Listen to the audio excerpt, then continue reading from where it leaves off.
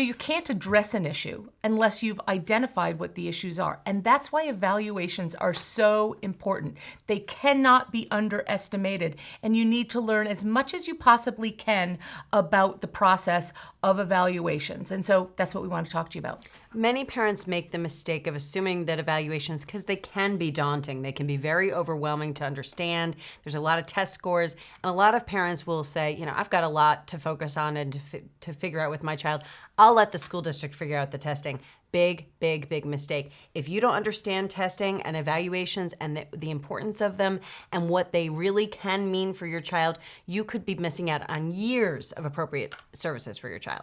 So if the school district is doing some evaluations and you sign that form that gives them permission to do those evaluations, if you don't understand what each and every one of those evaluations is, ask for somebody from the school to sit down with you to explain it and for them to explain to you what these evaluations are going to tell us.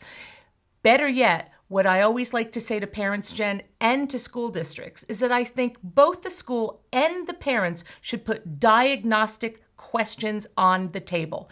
Have very specific questions. What do I want this evaluation to answer for me? And I can't tell you how important I think that is. It's essential because what you want to know is, what is this test supposed to be testing for? And this is why. Your school district is required by law to evaluate your child in all suspected areas of disability. And here's what I see a whole lot, Julie. A parent suspects, as an example, that a child has an emotional disability. And the school district uses a bunch of tests and puts the consent form in front of the parent and says, please sign consent. And if the parent doesn't understand that what those tests will be testing for is whether or not the child has a learning disability, then what happens? You fast forward to the results of that test, and the team gets together, and the parent hears the school district say, we've done all these tests, and it isn't identifying any disability, but guess what? That wasn't what they were testing for. They were testing for a learning disability when they should have been testing for an emotional disability. So you have to start by saying, what is this testing for? What are we trying to figure out by using these particular tests? And along those lines, the other reason that you evaluate is to get a snapshot of where that child is compared to where they were tested perhaps 3 years ago, 2 years ago, 1 year ago, whenever the time frame was. And more importantly, it's also an opportunity for the team to say, what other information has this evaluation given us that may impact how we're programming for this child? And so when you get an evaluation, you also want to understand how might it impact future programming. That's absolutely right. And another thing you need to know, in addition to understanding the actual evaluation, is what kind of evaluator should be doing this test.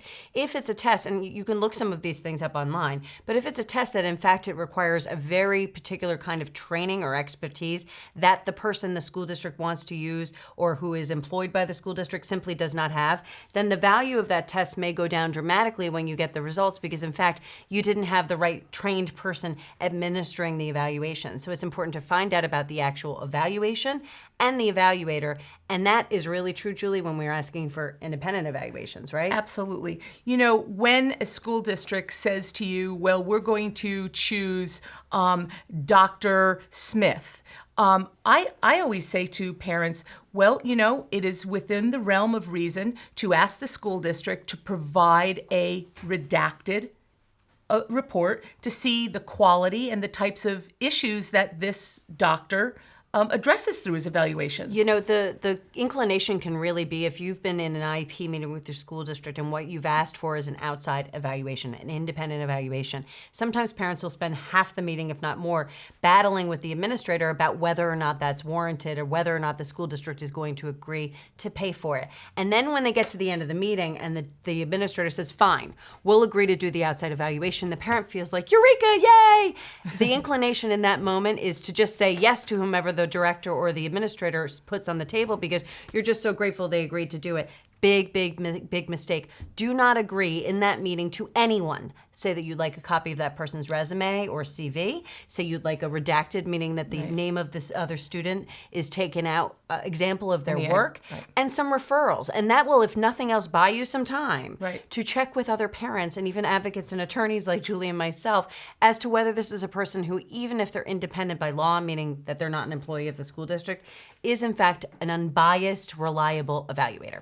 And another thing that I like to say to parents is that evaluations are kind of like going to the doctor. So let's say you go to the doctor and the doctor says, Mrs. Jones, you have appendicitis. And the doctor says, hey, good luck with that. No, you don't want to have an evaluation where you just get confirmed what your diagnosis is. You also want prescriptive recommendations. And so you want to make sure that the person who's going to be evaluating your child is going to provide that kind of information in their report. Julie and I are big believers. You have to be informed in order to advocate for your child. There's probably no area in the special education world that is more important that you become expert in than evaluations.